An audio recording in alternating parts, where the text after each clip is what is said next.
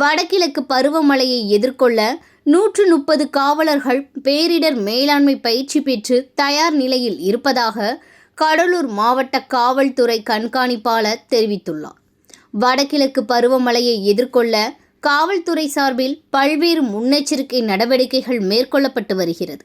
அந்த வகையில் மழையால் பாதிக்கப்பட்டவர்களை மீட்க பேரிடர் மேலாண்மை துறை சார்பில் பாதுகாப்பு உபகரணங்கள் தயார் நிலையில் வைக்கப்பட்டுள்ளதா என்பதை காவல்துறை கண்காணிப்பாளர் ஆய்வு செய்தார்.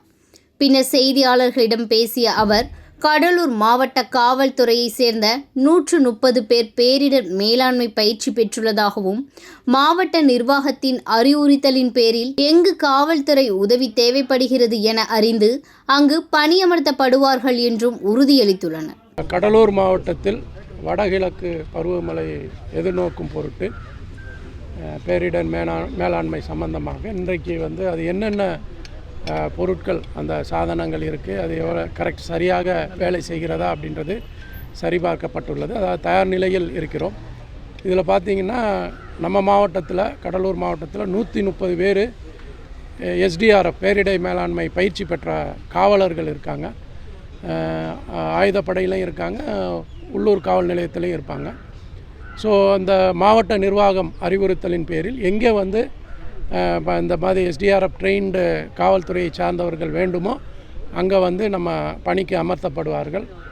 அதுபோல் நம்மிடம் போட்டு முதற்கொண்டு அஸ்கா லைட்டு மற்றும் பவர்ஸா போன்ற உள்ளிட்ட 22 வகையான அந்த பேரிடர் மேலாண்மை பொருட்கள் நம்மகிட்ட இருக்குது. அதை இன்றைக்கி சரிபார்த்து அதை ரெடி பண்ணி வச்சுருக்கோம். ஸோ எந்த விதமான மீட்பு பணிகளுக்கும் நம்ம தயாராக இருக்கிறோம். 170 முன்னெச்சரிக்கை நடவடிக்கை கேம்ப் இல்லை, முன்னெச்சரிக்கை இப்போ தான் மழை ஆரம்பிச்சிருக்கு.